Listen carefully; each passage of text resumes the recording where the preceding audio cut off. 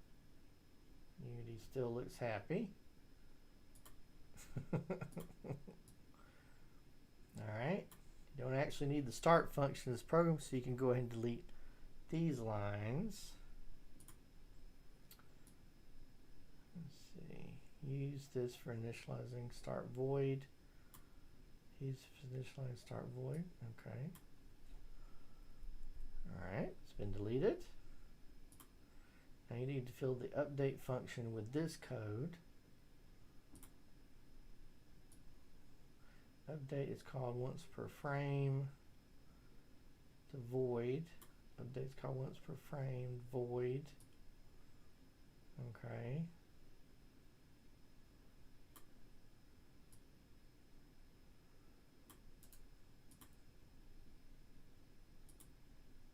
Once per frame. Void. So right here, I think.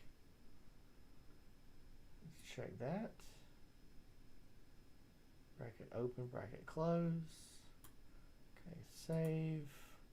Let's check back with Unity. It's going to load here in a second. Alright, still happy. And now it has the extra. Okay. It's probably because I deleted something like that at the end or something. Okay, now let's go back. Always the best thing to do is if you're having a problem, start back from scratch. Alright, let's see. So we're not getting, it's saying couldn't fully load it, but let's see if I can drag it. Alright. I think it did it. That's funny. Okay, so if I drag, let's try that again because I didn't think it really looked like it did anything. Okay, so it's told us to do that. Okay, you should do it. You're close to getting the robot moving.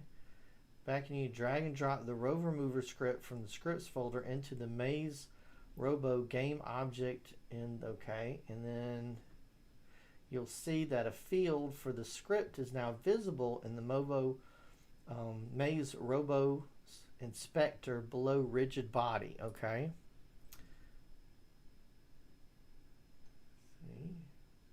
Script. There we go. Okay. So we're doing the right thing now.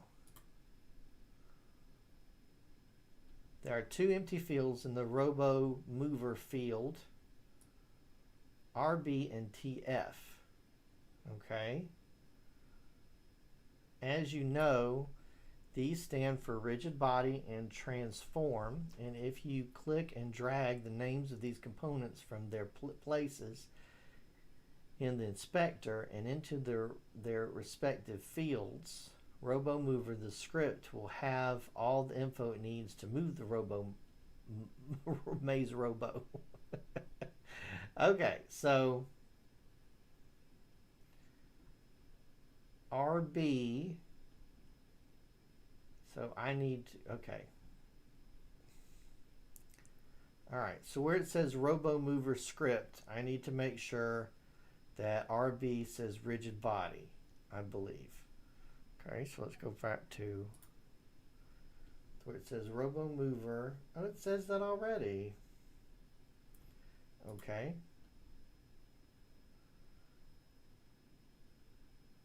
Oh, hang on, let me read that again. And inspector, you'll have the fields. There's two empty fields in RoboMover field RB and TF. As you know, they stand for rigid body and transform. And if you click and drag the names of the components from their places in the inspector and into their respective fields, RoboMover, the script, will have all the information it needs. Okay.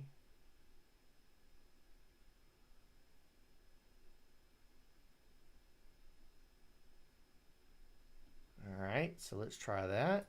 I'm going to hit save because I'm not sure exactly if I'm going to do this right. So, seems like there should be a better way than. Okay, no, I'm not going to play around with that. Okay, so it wants us to drag transform to TF. Okay, oh, Maze body. There you go. Maze Robo body. Let me read this all again because this seems a little strange. What you'll need to do is see that a field for the script now is visible in the, okay, so it says none. There are 2 empty fields. And if you click and drag the names of these components into their places in the spectrum, to their fields, I guess this is trying to come up with like a drag and drop way to do this. So transform should go into TF and rigid body should go into that one. Okay, so let's try rigid body because that's the closest one first. Rigid body into RB. Okay, and transform. And I'm not sure. Okay, there we go. Just doing it. And could I have done that a different way?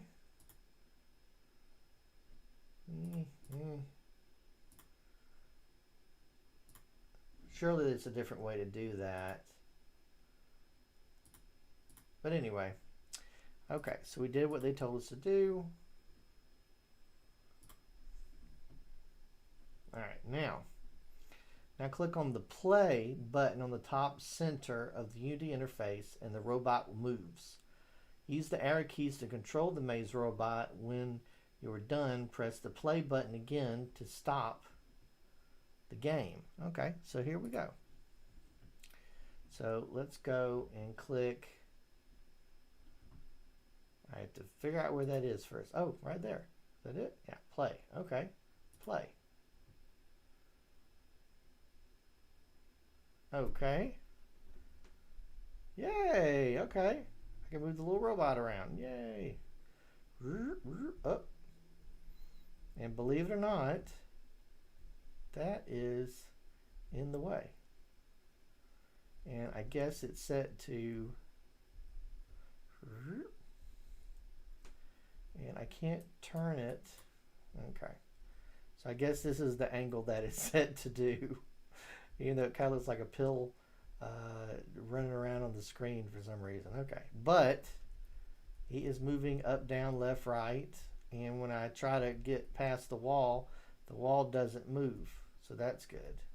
Okay, so I'm going to hit play again. Take us back to our render. Okay, so we actually have movement, interaction, and we have a floor as well. All right, I'm going to hit save. All right. We're moving right along. All right, moving properly. Maze Robot moves, but it's a little weird. It doesn't turn around to see where it's going. You can fix that. Go back to the Robo Mover script and add this new line below. Okay, RB move rotation, look rotation, desired direction. Okay. So let's look at our script again. RB move. Is it not going to tell us where to put this? Go back to the Robo Move script and add this line below RB move position. Okay. Let's see. RB move position. Okay. RB move rotation. Okay, so we click the wrong thing. Position. All right, so we're going to copy this.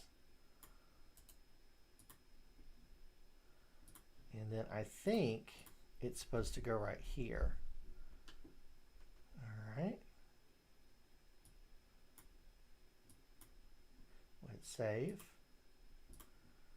Now this line makes the maze robot look where it's going. Run the game and check it out. All right, let's see if we get an error from Unity. Okay, variable RB of RB mover has not been assigned. Okay. Let's try it anyway. See what happens. All right. Ah, look at that.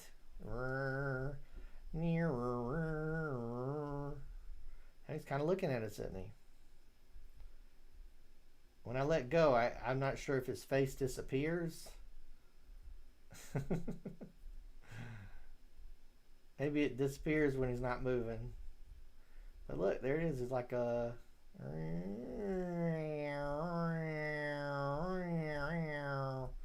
Yes, I'm adding some sound effects.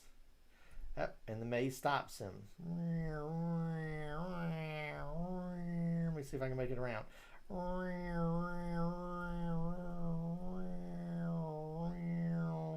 And he's coming back at us.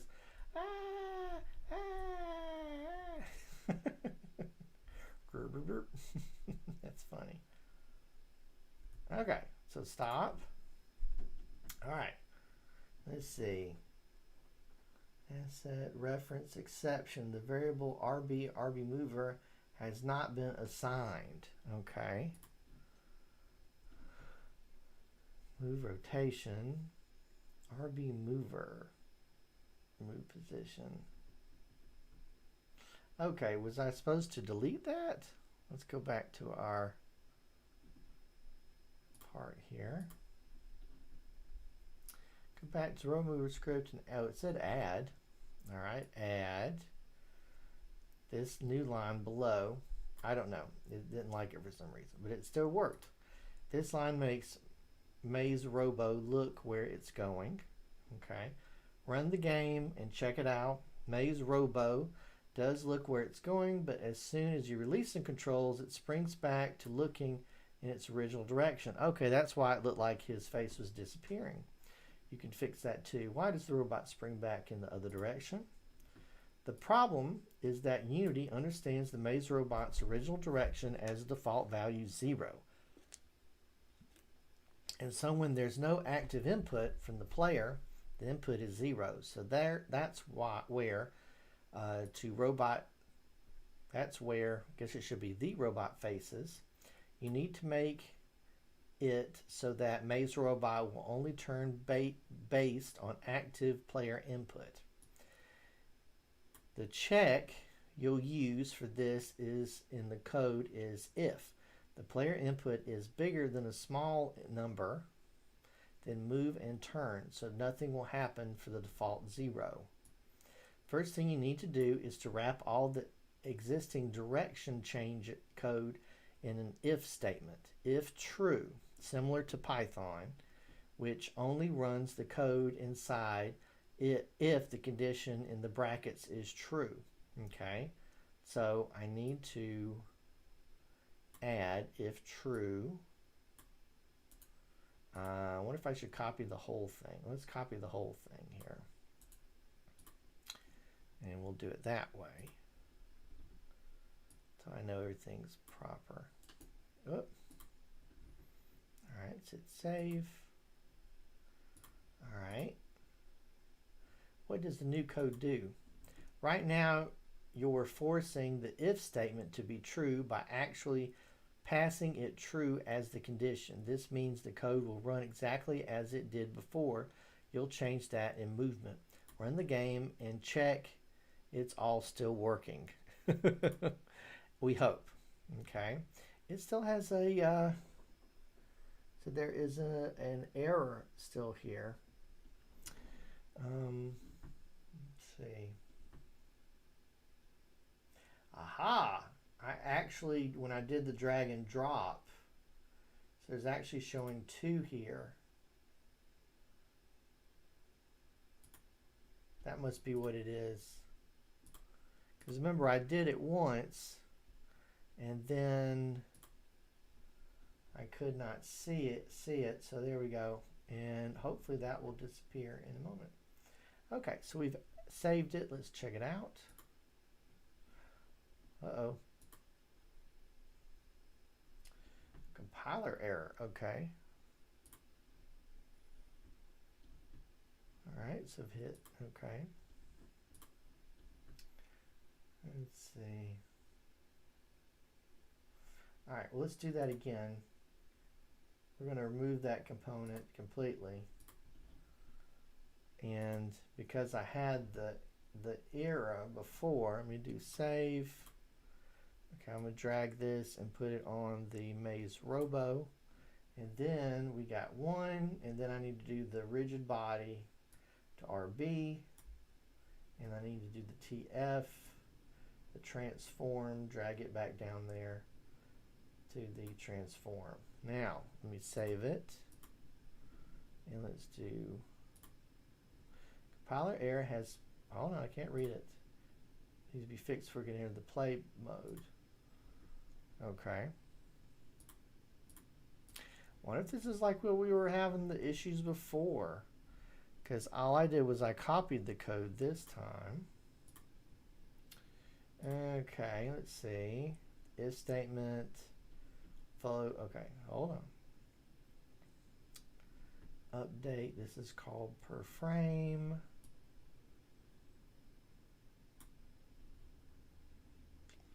As true, okay. I know this doesn't make backups of stuff I've done, I don't think. Okay, let's do it that way and see if I'm still getting an error. So all I did was I went back a step. Come on.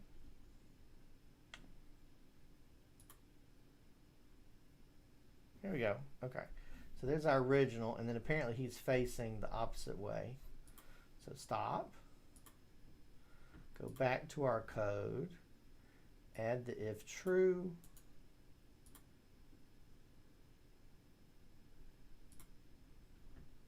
Let's see. Make sure it's exactly the same. Void if data. Per frame, void data. And if true, those might need to be, let's see. Okay, so I think I'm getting,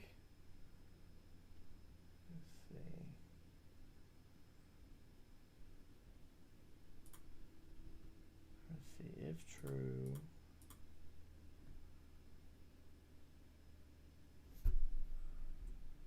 So if this is like Python, I hit enter, there you go, okay. I don't think that was like that before.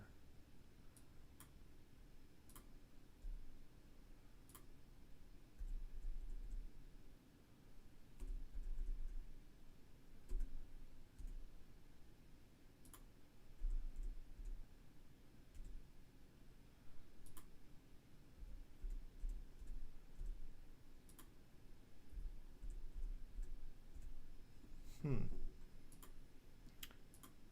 see. Nope. Doesn't like something I did. Alright, so let's go back in time. So we added the rotation. Okay, we tried the rotation.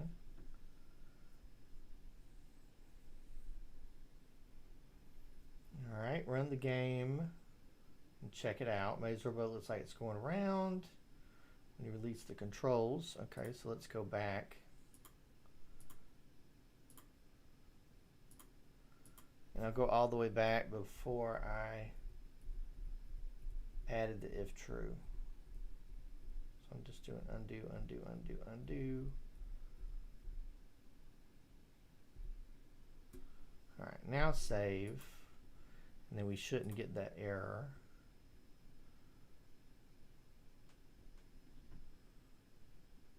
And it's loading, it looks like. Hold on. There it is. Okay, so now we're not getting an error. And then when I hit that,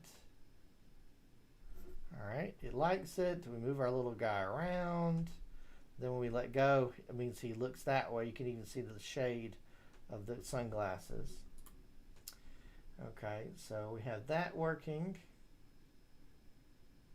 Let's see. Let's go back to our code here. Added this.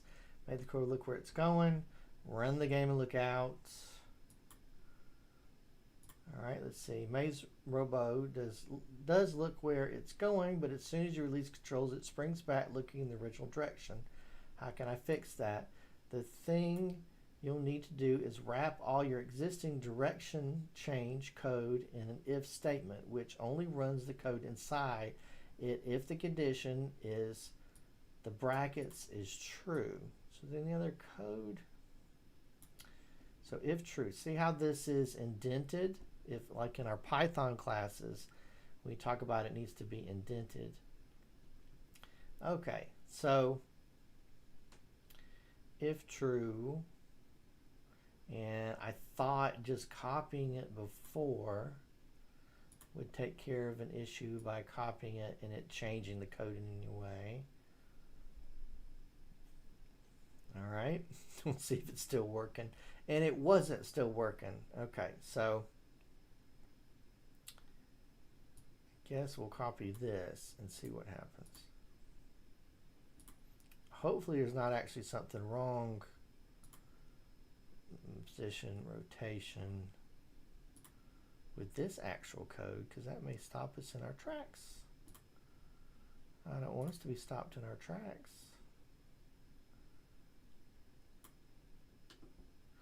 Okay. Now let's go back to 20 error. Nope. Okay. Scripts Robo Mover 20.2. Okay.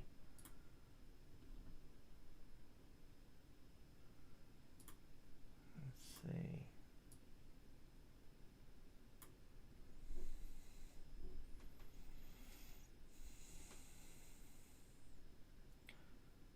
Does this need another?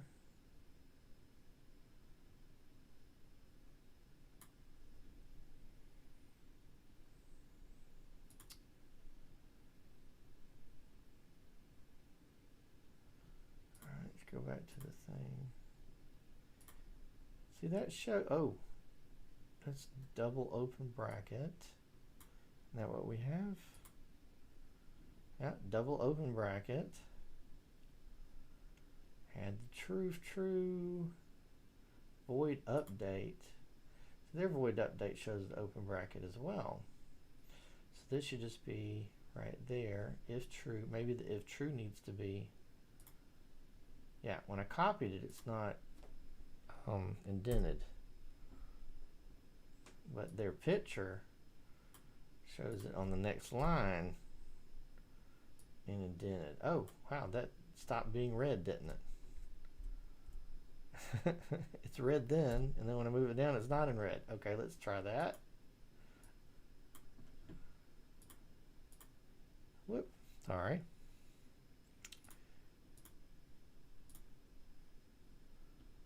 And it still says error. Nope. Will, let's see.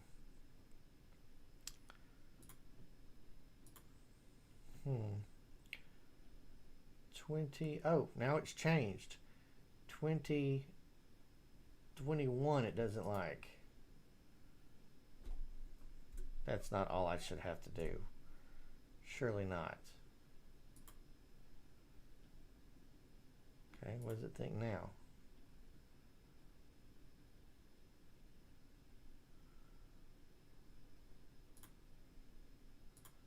No, I don't think that's what I'm supposed to do. Let me go back.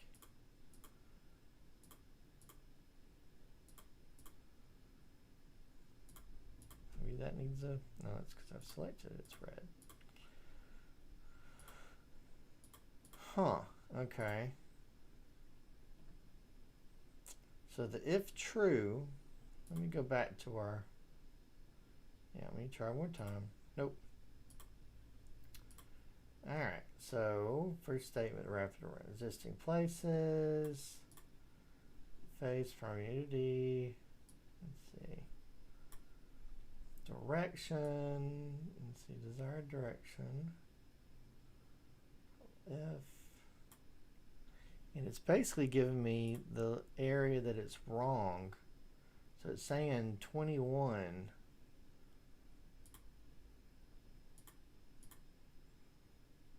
So line 21 it doesn't like.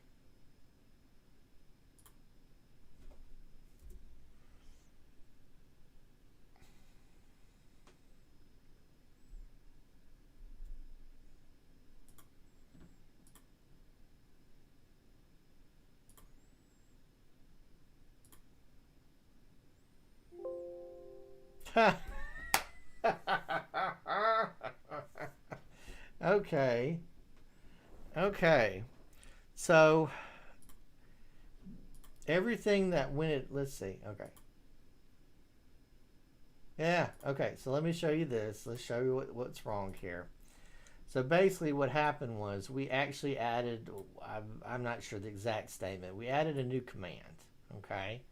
So previously we had a situation where this was open bracket for this down here, and this was an open bracket for the entire project. Okay. So you can't have an open bracket and then it not have a, I'm using the wrong terminology. I can't have an open bracket and you have to have an open bracket and a closed bracket. Okay. The problem is this code here doesn't have the extra closed bracket. So this actually means that what I'm supposed to do is copy this and keep the open bracket for this one up here. Okay. So every time you have an open bracket, there has to be a closed bracket. So this open bracket connects to this one.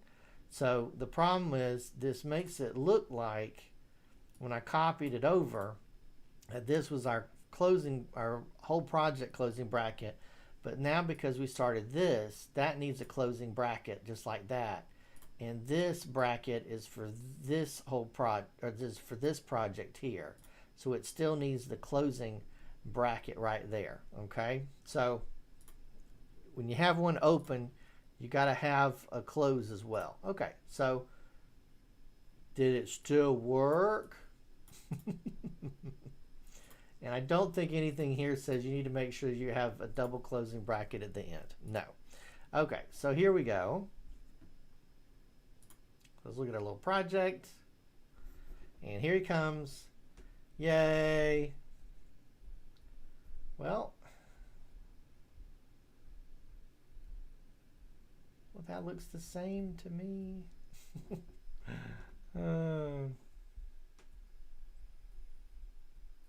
Okay.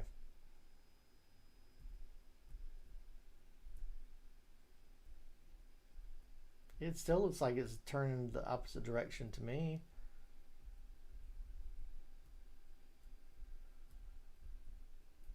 Huh, interesting.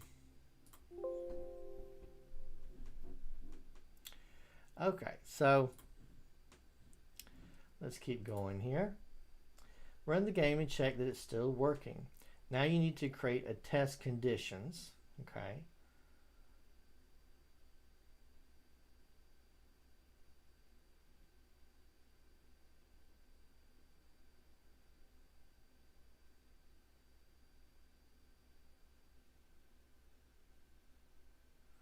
All right.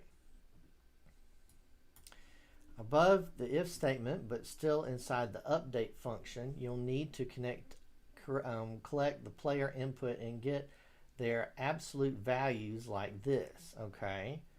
So under void update, if true, so let's look at our code. There's our void update. Now does this need to be, let's see, above the if statement, but still in the update function. Okay. So right here, right between there. Okay. Well, hang on. And move it on down.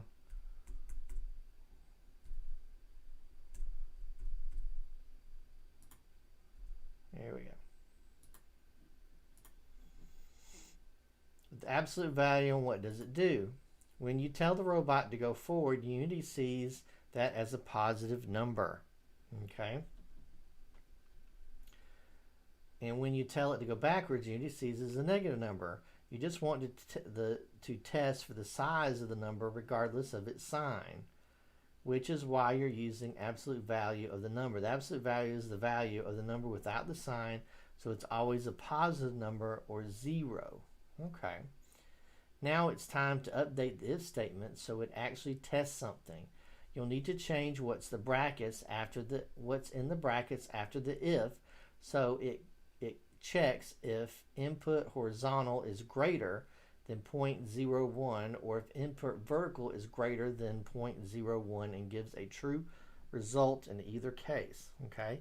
Now remember, we're just talking about the coordinates on the screen. To do this, you need to use or between your coordinates that your computer can understand.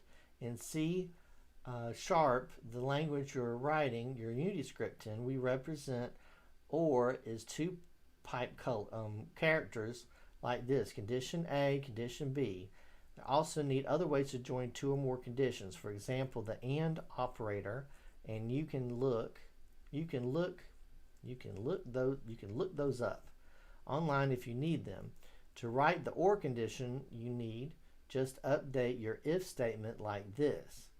Okay, so if input horizontal, input vertical. Let's see, so is this listed down here? Okay, so now your maze robot should still stay facing the direction it's just moved in. If you're having any trouble, check that your update function matches this code. Okay, so we're actually going to copy this one, and I need it to be under the update.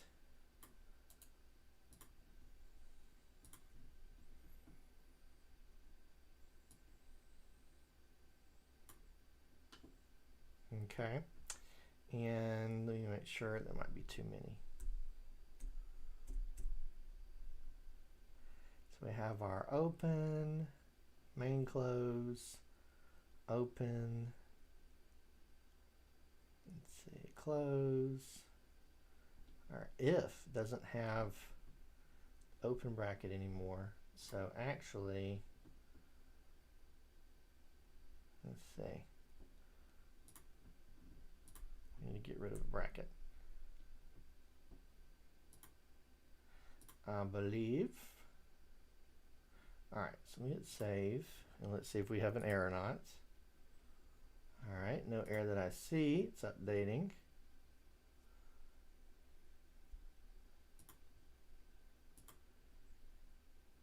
Oh, I'm going to turn that off, don't I? All right, it's updating, I think. All right.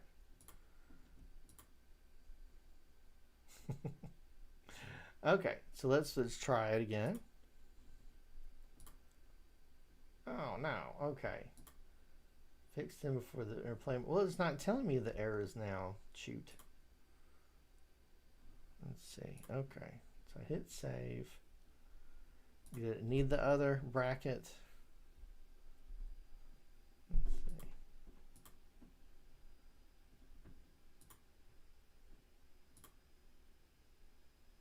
All right.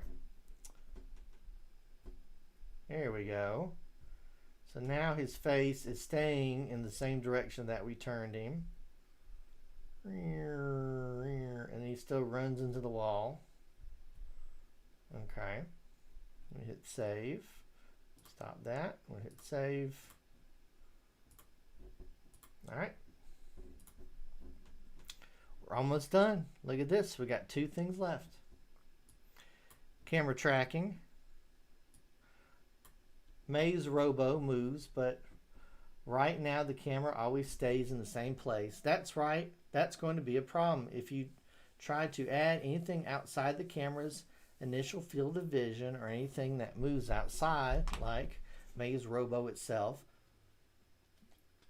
let's make it adjust. Select the camera, main camera, on the left side, transform properties in the Spectre. Okay, so we're going to change his position and everything. All right, so let's go to main camera. Main camera.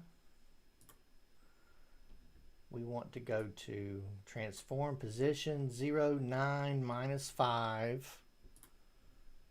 Position 0, 9, -5. Rotation 60, 0, 0. Rotation 60, 0, 0. Scale 111.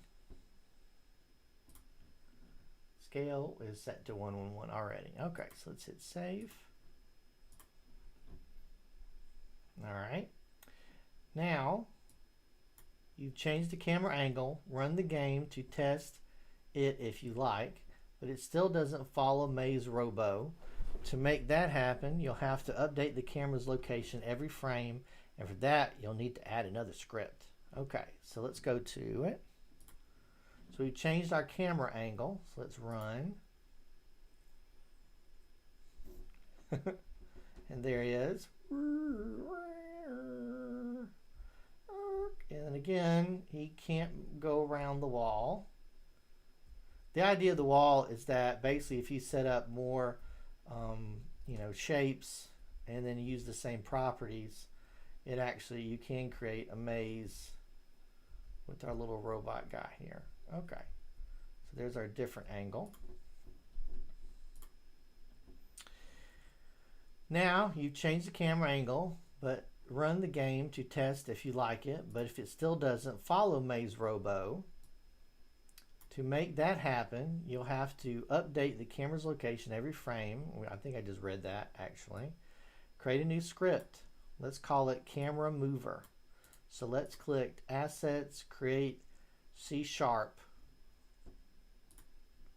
So Assets, Create C#, and let's call it Camera Mover. Okay.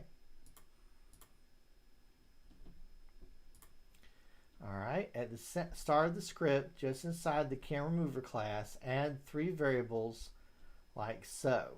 Okay. All right, so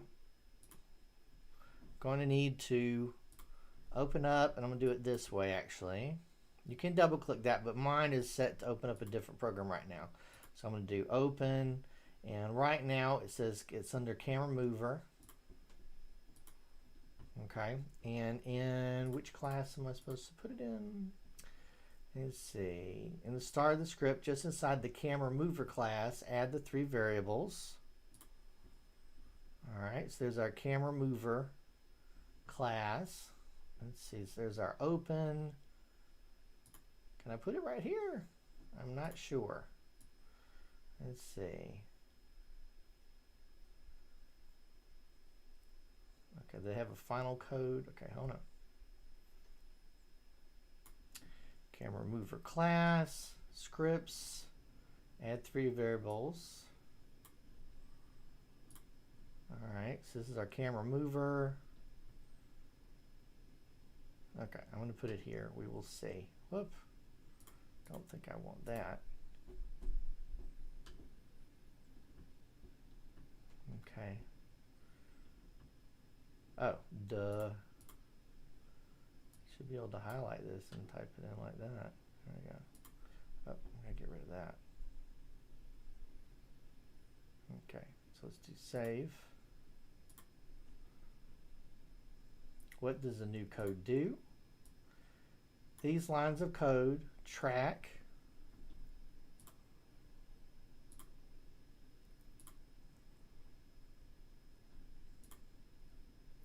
lines of code track the position of the camera, TF the position of the maze robot, player transform the distance from the maze robot to the camera, distance between player and camera. Now you need to set the initial distance between maze robot and the camera as the one you want to keep. Do this inside the start function like so. So start. I'm going to copy that into start. So void start. Void start. Okay. Next, ensure that the game keeps that distance and the same in every frame of the game by adding a line to the update function like this. So update.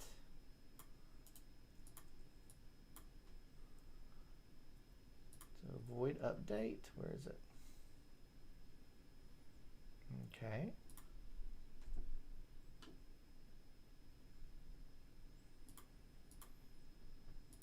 You'll need to attach the script to the camera now. All right, so let's go back here. Hopefully we won't get an error. Let's see, it's loading.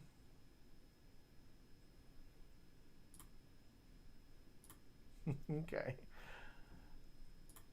Okay, you'll need to attach the script to the camera now. So I need to do the drag and drop thing, I believe. So go back to Unity and select the main camera and the hereditary, let's see, and then drag the camera to the script. Okay, so here's our camera. Drag it back up to main camera so they'll be connected. And then when I click main camera, I should now get a camera mover script. Okay, camera mover script. All right, find the camera mover field in the inspector and drag the main camera to TF field. Main camera to the TF. All right, and then drag Maze Robot from the player transform field. Okay.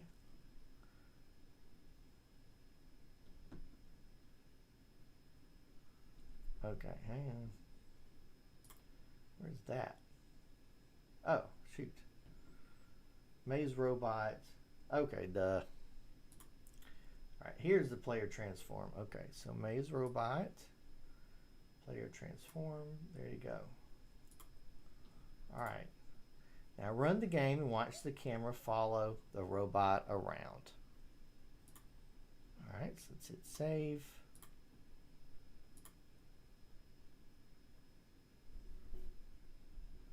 There you go. At that same angle too. There you go. But it is following him, isn't he? Oh, now he's hiding. Oh, here he comes. And again, he can't get past the wall that's been built.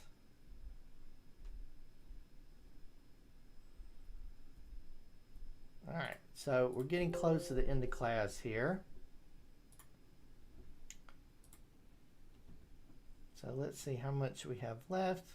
Okay, we'll finish this little part here, and then I think we'll have to kind of finish up class and allow you guys to finish up the rest of our code just because of time. Okay.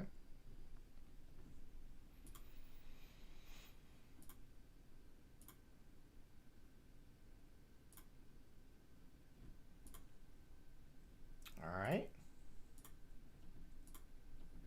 All right. Give Maze Robo something to play with. Now that you've got your character and it's moving around, it's time to give it something to play with.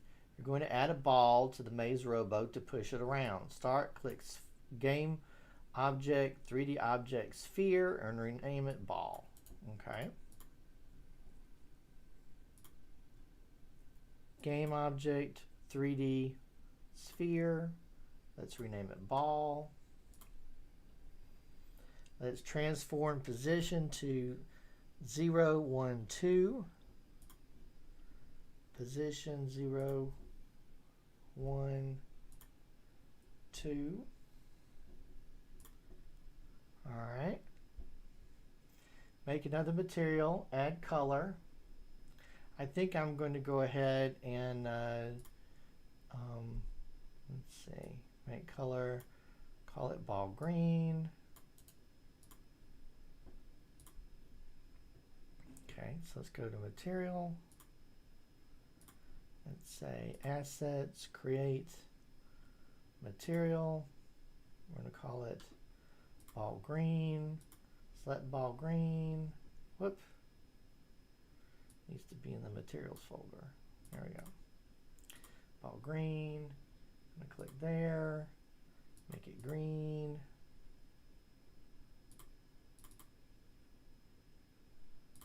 Oh, hang on.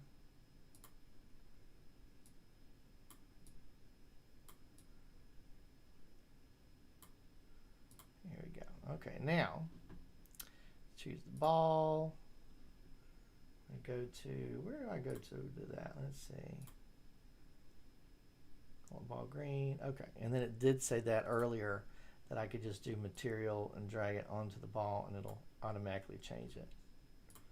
Ball green.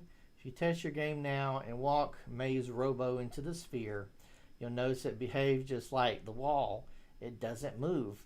You want the sphere to be rolling around though, so you need to give it some rules for moving like Maze Robo has.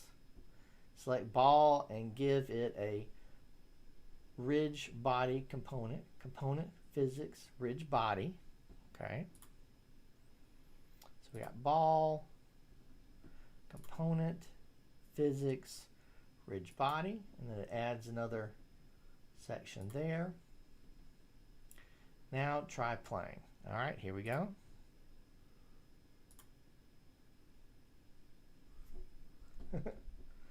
Boink. How about that? Boink. And then there's the ball going around. It's got a little bit of physics going on with it. Is it rolling by itself? Can I make it go the other way? Good. Okay, so I can. Push it into the wall there. Okay, due to time, we're going to have to stop here. But I'm going to show you the last page. And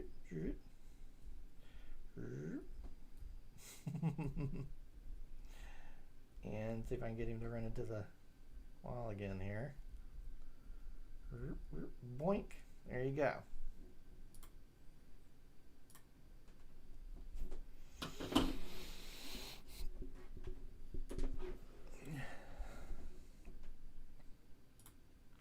So here's our last page right here. Like I said, we won't have time to go into it today, but we have covered a lot, haven't we?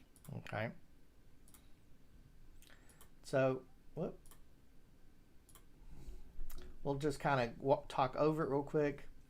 You've got a robot, now you got a ball. In order for this to be a game, there's got to be a way to win. Okay. So it's going to talk about the win zone,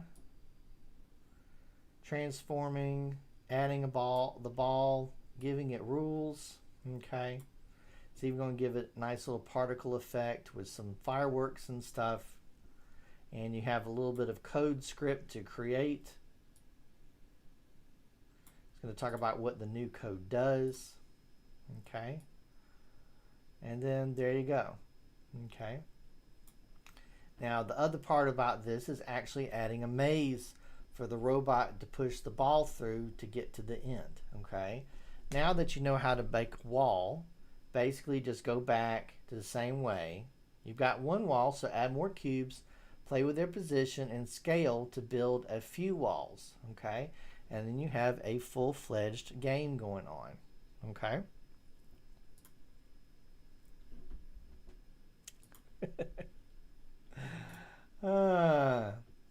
So of course, once you've done that, you basically have the ability, or I guess you could kind of say the game engine, to make a full game if you wanted to.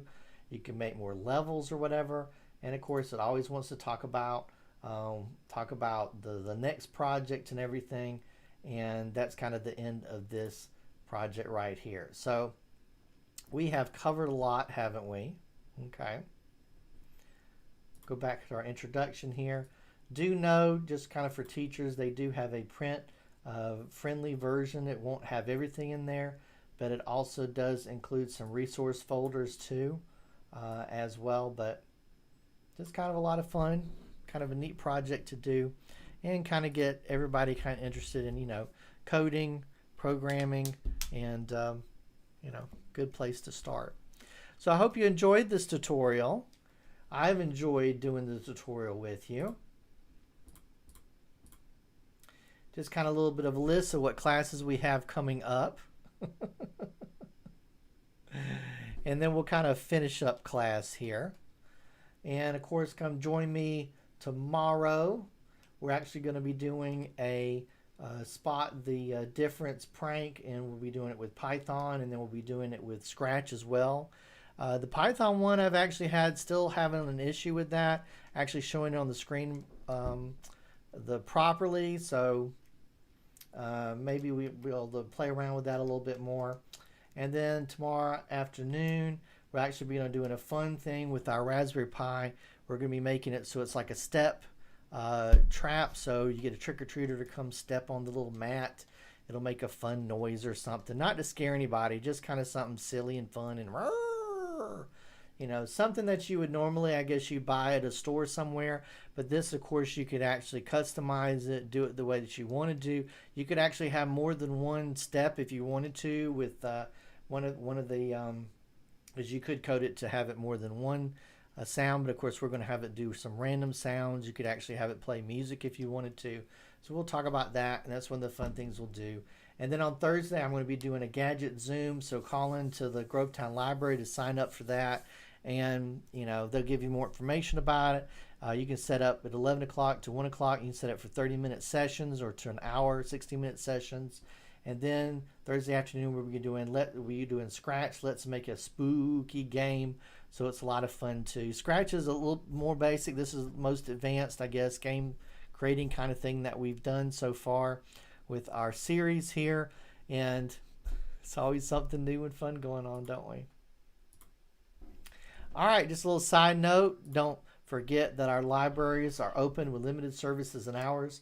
Curbside holds pickup is available. You can go to gchrl.org for details or call into the library with questions Monday through Friday, 10 a.m. to 5 p.m. Don't forget to like us on Facebook and subscribe to our YouTube channel for updates. Like I said, we're having a subscribe drive.